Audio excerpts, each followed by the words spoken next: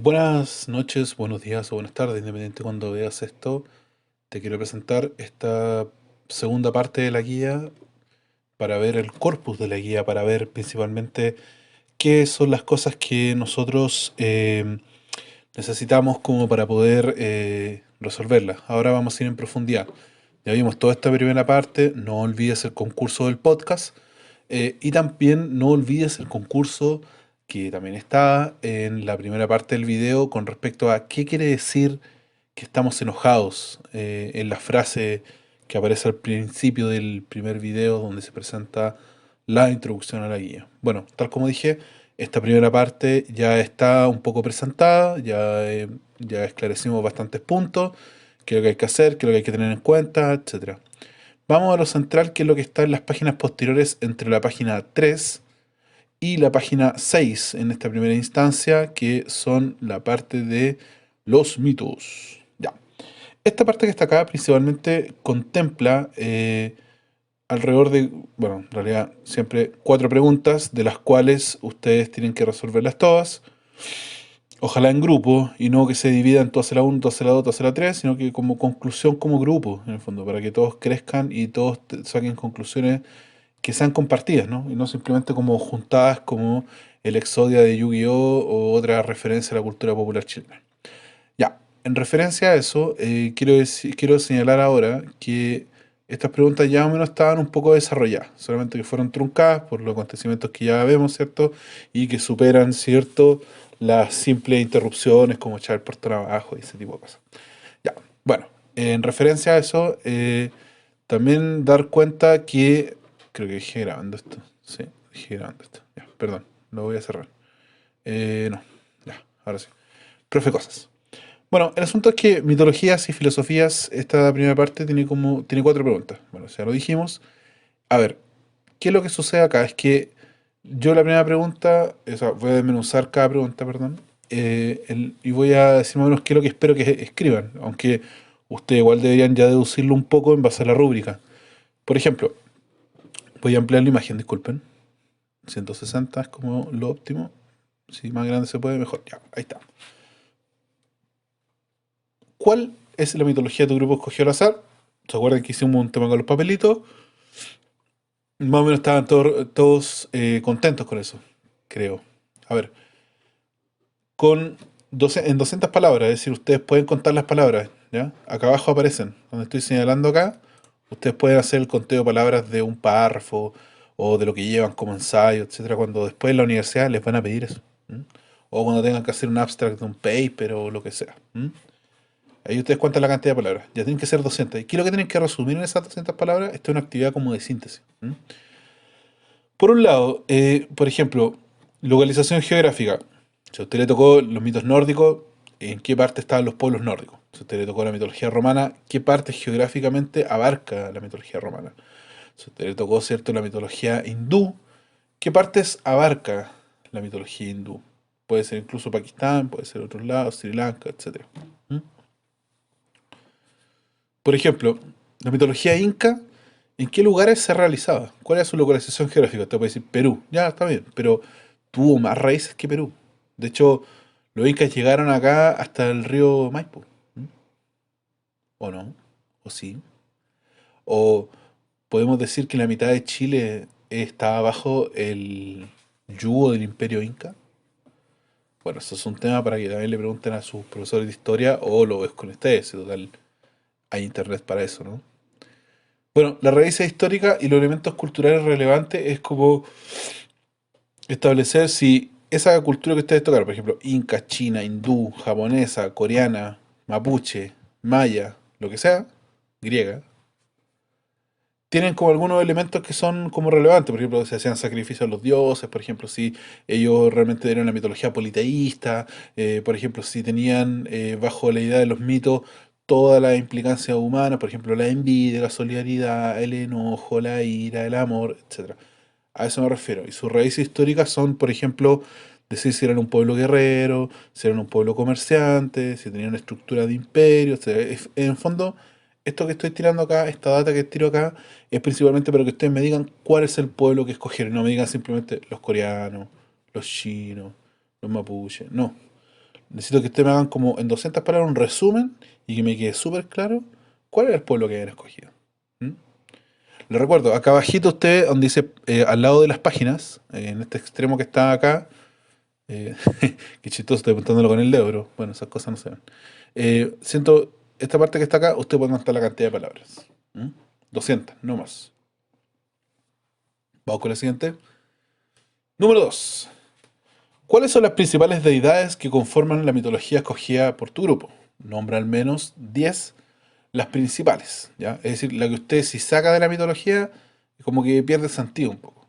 Como, en el fondo es como cuando saca a Don Ramón del Chavo, saca a Don Ramón del Chavo y el Chavo pierde completamente sentido. Luego de estas deidades, las que estamos mencionando acá, no el Chavo del Ocho, las deidades de su mitología definen el rol de estas y sus atributos más importantes. Acá, lo que principalmente quiero es que ustedes nombren cuáles eran las principales, y a partir de eso, que ustedes me digan qué es lo que hacía especial a cada una de ellas, ¿ya? Si su rol era proteger a los seres humanos, si su rol era llevarle el fuego a los seres humanos, si su rol era impartir justicia, si su rol simplemente, ¿cierto?, era ser un padre responsable que arrojaba al mundo, ¿cierto?, hijos que después nos hacía cargo, como el caso de Hércules, por ejemplo, y que jamás pagaron un peso en pensión o un dracma, que era la moneda de Atenas. Eh, o por ejemplo, usted me puede decir, no, yo creo que Ganesh tiene... no, yo no creo, sino que usted investigó, entonces ya no cree, usted lo sabe. Yo creo que Ganesh, o sostengo que Ganesh tiene un rol dentro de la mitología como el dios del caos. ¿Por qué? Porque para esa mitología el caos era importante por tal y tal motivo. Porque si escojo la nórdica, digo, Loki era el dios, ¿cierto?, del azar, era un dios, ¿cierto?, pecador, era un dios que andaba así como haciendo puras tonteras, se fue de aventuras con Thor, etcétera, etcétera, etcétera, etcétera. Usted, en el fondo, enumera y define cuál era el rol y cuáles son sus características más importantes, evidentemente. Si Tenten Bilú, Cascai Bilú, ¿cierto? ¿Qué es lo que era importante? Eso, la creación del mundo, del mundo y la cosmovisión mapuche, ¿ya? Ese es su rol. Lo mismo sucede con las otras deidades. Zeus, Hércules, ¿cierto? Júpiter, etcétera. Vamos con la siguiente. Esta estaba fácil, ¿no? Son 15 puntos regalados. Chanfle. Una pregunta de aplicación. Tan, tan, tan. Al interior de la mitología escogida, la que ustedes ya mencionaron, ya me definieron, busque la explicación de dos fenómenos naturales. ¿Ya? Yo los que coloco acá son algunos. ¿Mm? La lluvia, el clima, las mareas, el viento, un volcán que, ¿cierto?, hace erupción, los ciclos lunares, etcétera. Es decir, todos esos fenómenos que corresponden a lo que llamamos naturaleza, eso, esas cosas que nosotros llamamos como aquello que está fuera de nosotros, fuera de nuestro alcance, pero que hemos sabido moldear. ¿Cómo lo explicaban? ¿Cómo explicaban cuando llovía? ¿Cómo explicaban la llegada de la primavera? ¿Cómo explicaban, por ejemplo, que habían tormentas eléctricas? ¿Era porque un dios estaba enfadado? ¿O era porque era una pelea entre los dioses? ¿O era porque un dios, cierto, de pelo amarillo que aparecía en las películas de Disney golpeaba con su martillo el cielo para que salieran truenos y les deseara buen viaje a esos inmigrantes? ¿Mm? Si ustedes quieren ver más sobre mitología nórdica, la canción del inmigrante de Led Zeppelin igual intenta como figurar un poco el sentimiento que había cuando los vikingos cruzaban, ¿cierto?, sus mares para llegar a Europa. ¿Mm? Ya sea el mar Báltico, etcétera. Ya, de esto, bueno, son dos naturales, ustedes los escogen. ¿Ya? Si a usted se le ocurren algunos más que aparecen ahí, algunos más que estos que están acá, bacán. ¿Mm? Me los proponen y me los dejan ahí, escritos por favor. ¿Ya? Y dos fenómenos sociales. ¿Qué significa fenómenos sociales? Que nacen de la interacción entre las personas. ¿Ya? Muy importante eso. Muy, muy importante. ¿Por qué? Porque eso lo que indica es que ustedes también tienen que ver que la mitología era una explicación hacia fenómenos que no solamente tenían que ver con la naturaleza, sino que también con fenómenos que tenían que ver con las dinámicas que y relacionaban entre las personas. ¿Ya? Entonces, por ejemplo, uno puede ver, por ejemplo, en Antígona, que hay una explicación sobre la ciudad de Tebas. La ciudad de Tebas estaba maldita por los dioses. Por eso siempre entre familiares se apuñalaban entre ellos. Edipo Rey, ¿cierto? Antígona misma, etcétera. Entonces, o uno puede decir que la amistad estaba fundada, ¿cierto?, por la benevolencia de los dioses en cuanto a esa relación, o podemos decir que el amor también estaba fundado porque andaba una deidad que era como un querubín que andaba semidesnudo y que aparte de infringir la ley y la moral, ¿cierto? Andaba repartiendo flechazos y la gente no se moría con los flechazos, sino que como que se enamoraba, ¿no? Lo mismo puede suceder con la envidia, que puede estar justificada un poco también en la actitud de algunos dioses, en este caso, por ejemplo, Loki, ¿eh? Los celos, ¿m? Los celos que en el fondo le decimos celos, pero son inseguridades, ¿no? La solidaridad, el egoísmo, etcétera. ¿Ya? Todas esas dinámicas bonitas, hermosas, pero también bastante canallas de los seres humanos, buscarlas con una explicación dentro de los dioses. Si usted tiene dudas con respecto a esa parte, por favor, hágamela llegar, ¿ya? Luego, ahí dice. Luego tiene que, por ejemplo, buscar esas explicaciones, ¿m? Eh, que dan los mitos con las que actualmente se dan. ¿M? Por ejemplo, yo no puedo decir hoy en día que el amor surja simplemente porque anda un querubín se está repartiendo flechazos, sino que el amor surge porque hay un sentimiento y las emociones que se emanan de una persona hacia otra tienen que ser correspondidas, etcétera, etcétera, etcétera. ¿M? Porque somos seres humanos que necesitan un consentimiento para poder expresar sus emociones, si no, no llegaría a hacerlo algunas veces, ¿no? Luego de eso, explicar si se responden desde el sentido común o de la manera científica, ¿no? Ya no dicen que va a llover porque ande como cierto Thor golpeando los cielos, sino que llueve porque hay unas condiciones climáticas que implican humedad, que implican temperatura, que implican que haya o no haya contaminación, etcétera. ¿M? Entonces, es una aplicación de sentido común y una aplicación en términos científicos. ¿M? A cosas que antiguamente se daban como explicación los dioses, las deidades, etcétera. Ya, esta pregunta es súper buena, ¿eh? Porque es la que implica mayor puntaje dentro de todo esto. ¿M? Vamos con la siguiente. Vamos llegando a la última de esta parte. Ojalá que buena. Ya. A partir de su criterio y de la definición de su mitología, escoja una de las preguntas. Ya. Estas preguntas no tienen que ver de manera estricta con su mitología, ¿ya? Sino que tienen que ver con la forma en que usted puede aplicar lo que usted aprendió sobre mitología, ¿ya? En el fondo, siempre estamos hablando de aplicación, porque la dinámica ahora con la teleeducación, la dinámica que tenemos ahora con respecto a todo esto es que como que igual ustedes tienen que agarrar una categoría, agarrar una reflexión y aplicarla a su vida cotidiana, aplicarla, ¿cierto?, a lo que ustedes viven como personas. ¿M? Ya, vamos con esta. Pregunta uno, el horóscopo y el tarot pero pueden ser considerados una mitología o como parte de una mitología. Entonces, ahí, por ejemplo, pueden buscar el debate que hay sobre si el tarot y, ¿cierto? Y el horóscopo son una pseudociencia, si lo son o no lo son, etcétera, ¿ya? ¿Puede la mitología influir o determinar nuestro sentido común? Es decir, ¿puede un mito decirnos qué hacer de manera por defecto? ¿Está nuestra vida regida por algún mito?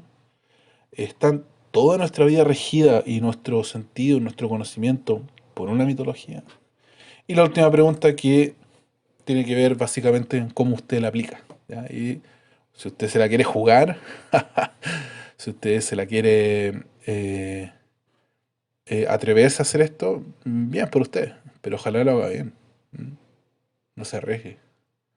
La pregunta dice, si Goofy, que también se traduce como Tribilín, y Pluto son perros dentro del universo Disney, ¿por qué uno ladra y el otro habla de manera excluyente? Es decir, solo uno ladra y solo el otro habla. Perdón, uno ladra pero no habla. En cambio otro habla, pero no ladra. ¿Por qué? Si son los dos perros. ¿Mm? Por favor, evítese las respuestas como, no, es que también hay un pato que habla, un ratón que habla, etcétera. No.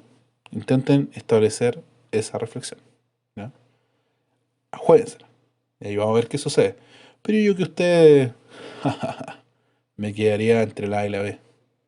Bueno, cosa de ustedes, estimados y estimados oyentes. Ya, como se nos hizo muy corto, vamos a ir con la segunda parte, ¿ya? Que es la parte más cuática, en el fondo. Voy a ir leyendo y comentando, ¿ya? ¿Por qué? Porque en el fondo tiene que ver con la idea de que vaya explicando. Ya. Pregunta número dos. Tipo de pregunta, tres maneras de cuestionar. Ya. Voy a ir leyendo, ¿ya? La filosofía ha sido siempre una disciplina de preguntas. Preguntas para empezar, preguntas para terminar, preguntas para recorrer el camino del conocimiento, ¿ya? Dudas, cuestionamientos, consultas, críticas, todo puede ir entre dos signos de interrogación, al menos en español, ¿cierto? Y hacer el camino hacia una respuesta que nos lleva,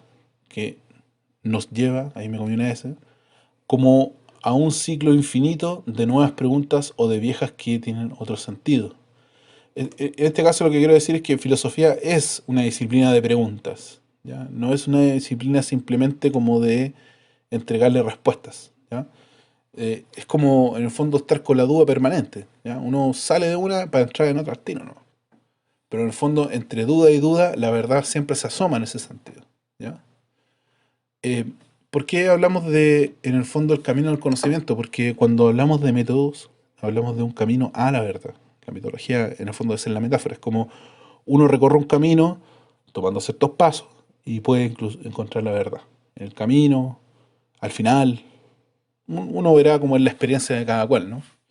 En el fondo, cuando éramos chicos y nos decían, no, usted tiene que echarle bicarbonato al vinagre, eh, uno recorrió un camino de pasos para poder hacer ese experimento de manera controlada. Claro, uno metía a hacer todo el bicarbonato entre la botella del vinagre y le explotaba como infinitamente. Pero eso no es la gracia de hoy en día. ¿Mm? A ver, en el fondo, por eso quiero establecerlo. La filosofía no es que se arrogue, no es que monopolice todas las preguntas, sino que la filosofía lo que hace, en el fondo, es plantear un tipo de pregunta, ¿ya? Por eso acá dice, ¿cierto? En esta ocasión te presentamos tres tipos de preguntas: formal, empírica y filosófica, ¿ya? Tres tipos de preguntas.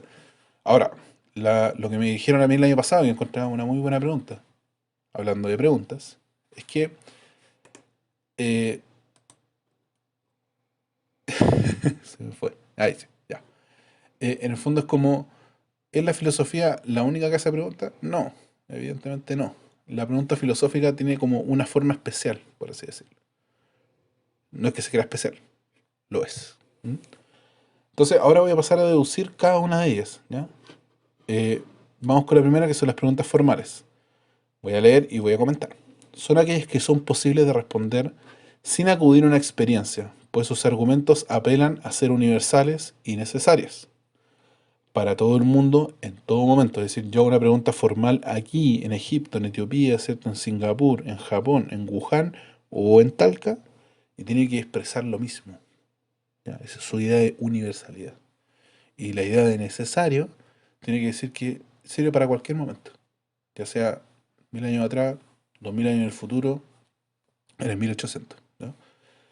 Estas preguntas tienden a ser actualizadas, no conservan este estatus de manera tan permanente, ¿ya? Otro atributo de las preguntas formales es que sus respuestas son parte de una deducción a través de la razón y no depende del contexto, lo que le decía, en Etiopía, Singapur, Japón, Wuhan, Talca, Tecontulmo, Temuco, va a haber solamente una respuesta posible y va a estar siempre ahí, ¿ya? Entonces aquí tiramos como ejemplo más abajo, ¿cierto? Por ejemplo, ¿repito con más de 2 asignaturas rojas en el sistema educativo chileno? Sí, usted repite, pero absolutamente. Y está dentro del reglamento de evaluación, de hecho, del CES y de todos los establecimientos en Chile. Segunda pregunta, ¿es posible estar embarazada y no estarlo a la vez? No, evidentemente no, porque uno o se está embarazada o no se está embarazada, según lo que tengo entendido y lo que dice, ¿cierto? Un poco la ciencia, ¿no? ¿Cómo es la parábola x es igual a y? ¿Cierto? Esta diagonal, ¿cierto? Que cruza hacia el infinito arriba y cruzado, por así decirlo. ¿Mm? ¿Cuánto suman los ángulos internos de un cuadrado? Ahí no hay ninguna respuesta que no sea 180. Es una respuesta. Lo mismo con la parábola, lo mismo con la pregunta si uno puede estar embarazado o no embarazado a la vez, y lo mismo con la además de dos asignaturas rojas. Eso es aquí en la quebrada de la G, como dice los Jaiba, y es de esa forma. Ahora, pasemos a la siguiente, ¿ya? Las preguntas empíricas obtienen sus respuestas a través de la experiencia, es decir, a través de la empiria, a través de lo que vivimos y experimentamos a través de nuestros sentidos, ¿ya? Y que nosotros le decimos práctica o experiencia. A través de hechos concretos, a través de los cinco sentidos, la percepción, como también le decíamos el año pasado, ¿no? lo cual limita sus respuestas particulares y contingentes. En el fondo, las respuestas empíricas no son universales, ¿ya? Al contrario de lo que eran las formales. Son de aquí y ahora, ¿ya? Son de lo que tenemos que necesitamos ahora. ¿Mm? Y, ¿cierto? Son prácticamente, bueno, son particulares porque son solamente para un caso, ¿ya? En específico, y son contingentes porque son del aquí y del ahora. ¿Mm? Poseen solamente una respuesta, pero que al contrario de las formales, varía según el contexto. Vamos con los ejemplos. Si no les quedó claro, vamos con los ejemplos. Miren, ¿cuánto me demoro en llegar a mi casa? Imaginen, en una sala, 40 niños. ¿Mm? Esos 40 niños, todos viven en casas diferentes, salvo que sean hermanos o viven en el mismo pasaje. ¿Mm? Pero todos se demoran, yo hago esta pregunta y todos me van a responder de manera diferente. ¿Ya? ¿Cuánto me demora en llegar a mi casa? No, hay unos que toman las 7:12 que no pasa nunca, otros toman las 73 que siempre pasa llena, o me ponen mala cara cuando muestro el pase, otros se van caminando, otros viven dentro del colegio, o no, no lo sabemos. ¿No? Una inquietud ahí que pueden dejar en comentarios. Entonces, se fijan, es una misma pregunta, pero que para todos tiene una respuesta diferente, porque es de su contingencia, de su particularidad.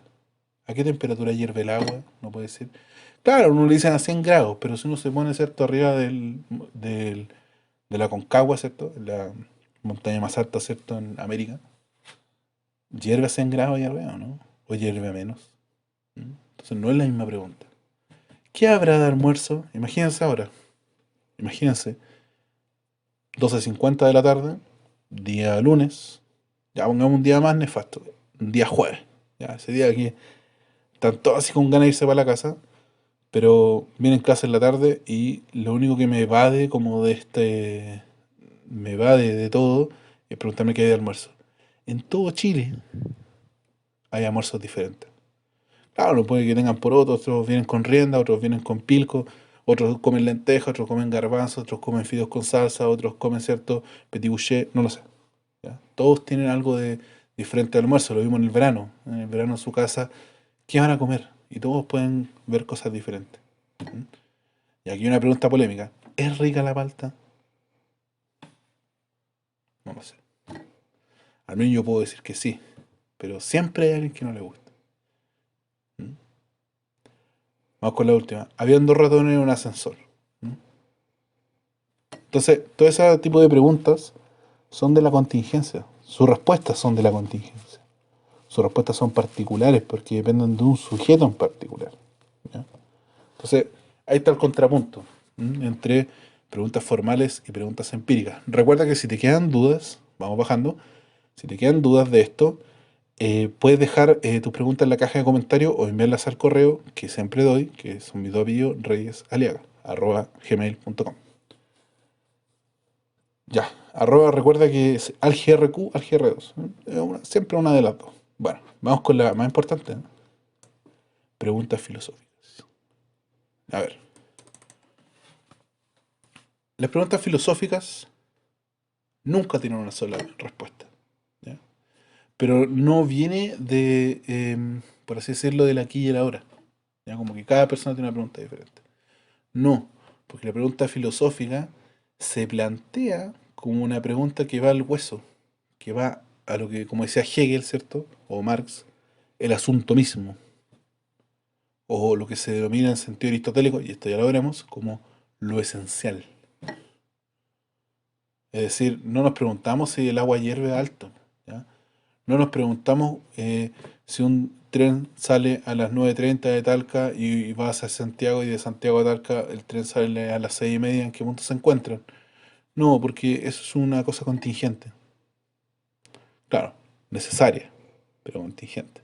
Ah, porque usted necesita aprender física en algún momento. A ver, el objetivo de las preguntas filosóficas es abarcar la mayor cantidad posible de problemas humanos. Es ético, es ético despedir a todos los trabajadores bajo, ¿cierto?, la nueva protección del empleo y repartir ganancias entre los dueños de la empresa. Es ético subir el precio, es ético subir el precio del alcohol gel.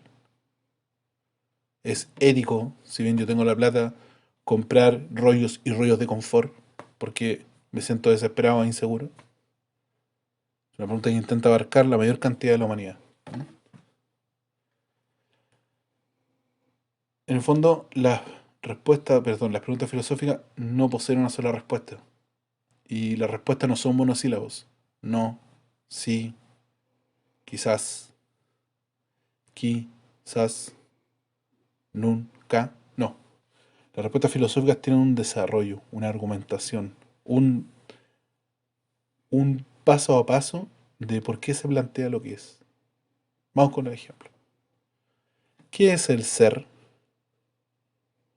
Ahí podría ir con mayúscula y minúscula. Vamos con otra pregunta. ¿Es la ciencia verdadera? ¿Puede ser la ciencia algo falso en el fondo? Todo eso que habíamos aprendido, el microscopio, la supernova, el descubrimiento del hoyo negro, eh, la penicilina, ¿es falso? Mm, Les pregunto. Vamos con la siguiente. ¿Dónde están las personas antivacunas ante esta situación de pandemia mundial? ¿Mm? ¿Dónde estaban ellos que pregonaban lo malo que eran las vacunas hoy en día? Se está cuestionando su posición en el mundo. Se está cuestionando también por qué poseen ese cuestionamiento. ¿Mm? Vamos con la siguiente. ¿Existe el mal? Porque algunas personas piensan que porque existe lo bueno, existe el mal, que porque existe el caos, existe anarquía, que porque existe capitalismo, existe comunismo, como si todas las cosas fueran como una dualidad, como un yin y el yang. Pero podría haber algo intermedio, podría haber un matiz ahí. ¿Existe la música o solo somos ruido? ¿Cuál es el sistema político más justo? No hay una respuesta a eso. ¿O sí? ¿Los feos somos más? Ah, se me llegó. Yo creo que sí. ¿O no? Bueno, ahí ustedes entenderán. Por un lado tenemos preguntas que son formales, recapitulando ya, donde hay una respuesta posible, solo una. ¿Mm? Y preguntan sobre temas que son abstractos, que son universales, etcétera. ¿Mm? Luego tenemos empíricas que tienen que ver con algo contingente, ¿ya? De aquí y ahora. ¿Mm? No son abstractas. Y luego vienen las preguntas filosóficas que tienen que ver con tanto lo abstracto como lo concreto. Lo mejor de los dos mundos.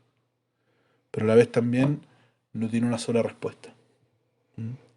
Y esa variedad de respuestas tiene que tener una argumentación. Y eso es lo que vamos a aprender desde aquí hasta diciembre. Esperemos en una sala de clase, pero a salvo. Ya, esta parte de la materia, vamos a la parte de aplicación. Entonces aquí aparecen diferentes preguntas, que me parece que son alrededor de 20. Sí, 20. Donde usted va a tener que marcar con una X, ¿ya? Puede ser al medio. No, no pienso que estoy soplando la respuesta, pero usted dice, esta puede ser empírica, ya. Esta puede ser formal, ya. Pero después usted la lee y dice, ¿qué es lo bello? ¿Será empírico? Pucha, ¿será formal? ¿O será chananán? Entonces ahí usted tiene que ir seleccionando eso, ya. Aplicar lo que vimos acá arriba. ¿Mm? Todo esto que vimos acá arriba. Entonces, de nuevo, usted tendrá que saber aplicar eso. Algunas que va a tener que investigar, se lo digo al tiro, porque no están así como en cualquier lugar, ¿ya? Otras que son más contingentes, ¿ya?